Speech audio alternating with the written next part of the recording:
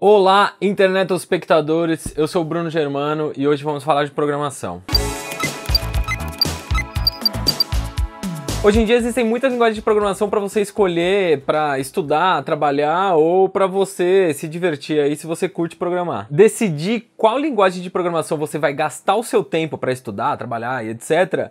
é talvez uma das tarefas mais difíceis da área de programação. Nessa série aqui eu tô falando sobre a top 50 linguagens de programação mais usada no mundo de acordo com o índice do TIOBE, que é uma instituição que vem fazendo esse tipo de pesquisa há mais de 12 anos. Hoje então a gente vai falar sobre mais 10 linguagens e agora a gente entra no top 20 das linguagens mais utilizadas no mundo. Então vou começar a nossa lista de hoje com a 20ª linguagem de programação, que é o Visual Basic. Essa foi a primeira linguagem de programação que eu aprendi a programar lá no início dos anos 2000. Visual Basic, ou VB para os mais íntimos, é a linguagem de programação evoluída da linguagem chamada Basic. Só que aí, nessa versão, eles trouxeram uma linguagem mais visual, com aquelas carinhas de tela de Windows, sabe? Ela foi criada pela Microsoft e é uma linguagem orientada a evento. A versão mais popular dessa linguagem é a 6, ou chamada também VB6 aí no mercado. E em 2005 fizeram uma pesquisa sobre aderência do VB6 e chegaram a um número de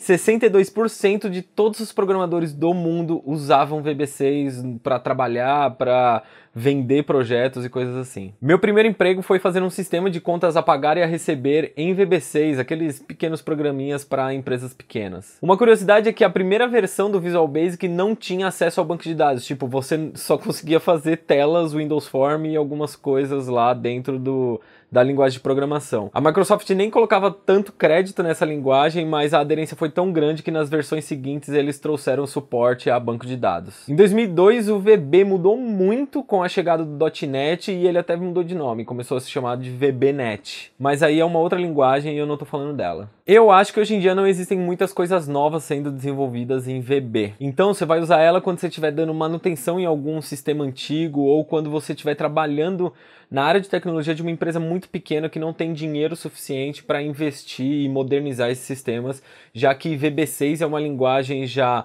abandonada pela Microsoft e não tem mais suporte há muito tempo. Mas por incrível que pareça, ela ainda está na 20ª posição aqui desse ranking de TIOBE. A 19ª é o Delphi. Essa é mais uma linguagem que eu aprendi lá no meu começo dos estudos de tecnologia no início dos anos 2000. Delphi, ou Object Pascal, também é chamada assim em alguns lugares, é uma outra linguagem voltada para criar programas para o Windows. Mas nas versões mais recentes eles começaram a dar suporte a multiplataforma, então dá para você fazer sistema para quase todos os sistemas operacionais. Um fato curioso é que Delphi foi nomeado por causa da cidade de Delfos, na Grécia, que era o único lugar onde você conseguiria falar com o oráculo Delfos. Então, tipo, Delphi é o acesso ao oráculo. A primeira versão foi criada pela Borland, que é uma empresa gigantesca de tecnologia dos anos 90. Ela foi criada em 1993. Mas em 2006, a Borland separou a área que cuidava do Delphi de outras linguagens de programação e criou uma empresa chamada CodeGear,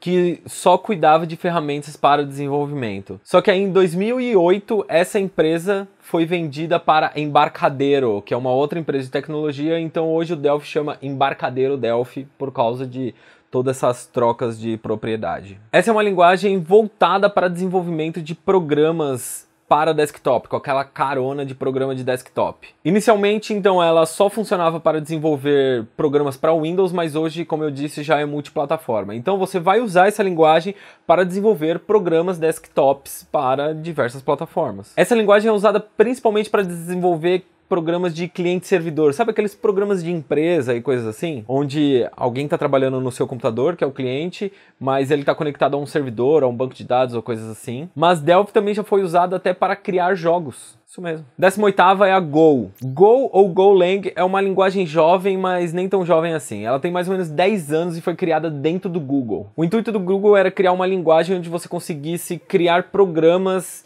que por si só já funcionasse com todas as dependências, com tudo encapsulado dentro dele. Ou seja, você vai lá, escreve seu código, compila o seu programa, o Go gera um binário com todas as dependências dentro do mesmo pacote. Ela é uma linguagem open source multiplataforma e ela tem uma cara meio de linguagem tipada, meio orientada a objeto, mas ela tem uma escrita um pouco diferente de, por exemplo, C, Java, C++, e coisas assim. Eu já fiz alguns projetos usando essa linguagem Go, já fiz acho que 2 projetos e foi para cliente e tudo mais, foi bem legal, mas eu não sou expert de Go. Essa é uma das linguagens que eu quero aprender e me dedicar bastante para ficar bem bom nela. Atualmente Go é usado com 2 propósitos. Um é para desenvolver programas multiplataforma, então você desenvolve em Go e consegue distribuir para várias plataformas o mesmo programa.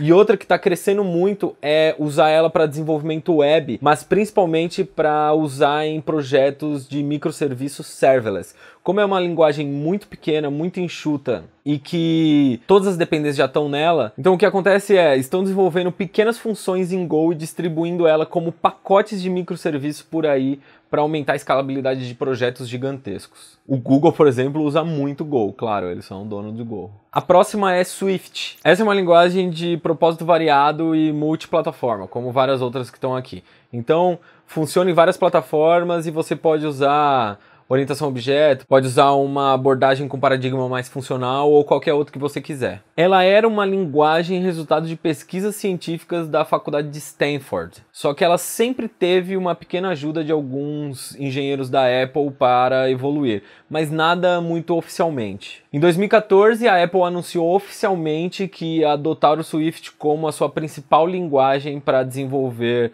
programas e aplicativos e etc. para o ecossistema da empresa. Para funcionar então dentro de OS X, que é o sistema operacional para computadores da Apple, e dentro do iOS, que é o sistema operacional para smartphones da Apple. Então desde essa data a linguagem se popularizou absurdamente e de lá para cá ela vem oficialmente sendo desenvolvida e suportada pela Apple. Apesar dessa linguagem ter esse uso mais genérico, você pode fazer aplicações variadas, ela é muito voltada para desenvolvimento de programas, apps e outras coisas voltadas para o ecossistema da Apple. Então você vai trabalhar com Swift sempre quando você estiver desenvolvendo alguma coisa para a Apple.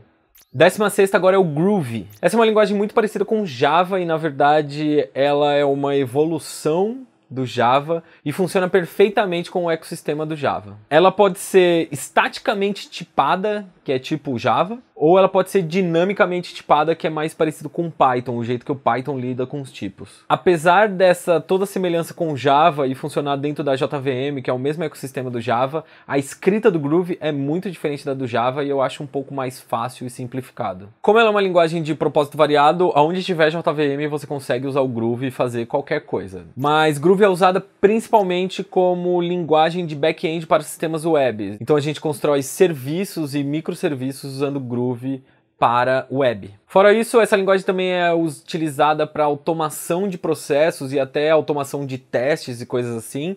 E ela é usada até para automação residencial. SmartThings, que é um ecossistema de automação residencial, usa o Groovy como sua principal linguagem de automação. Chegando na metade da lista de hoje, vamos falar do Ruby. Essa é uma linguagem que foi criada em meados dos anos 90, mas ela só se popularizou em 2005 com a chegada do framework chamado Rails. E aí surgiu o grande casalzinho chamado Ruby on Rails. Ela foi criada por um japonês e o nome Ruby foi dado a essa linguagem antes mesmo de existir qualquer coisa dessa linguagem. Ele falou: vou criar uma linguagem chamada Ruby. A outra opção também era criar uma linguagem chamada Coral, ou Coral, mas Ruby é bem mais legal, né? A primeira versão dela foi lançada em 1995 no Japão, em um grupo de mails. Olha que curioso. Apesar de ser uma linguagem multiparadigma e com um propósito genérico, assim, ela não tem um objetivo certo de utilização, o Ruby é muito utilizado para desenvolvimento web, para desenvolver back-end web, principalmente usando o Rails, o Ruby on Rails. Ruby para mim é uma linguagem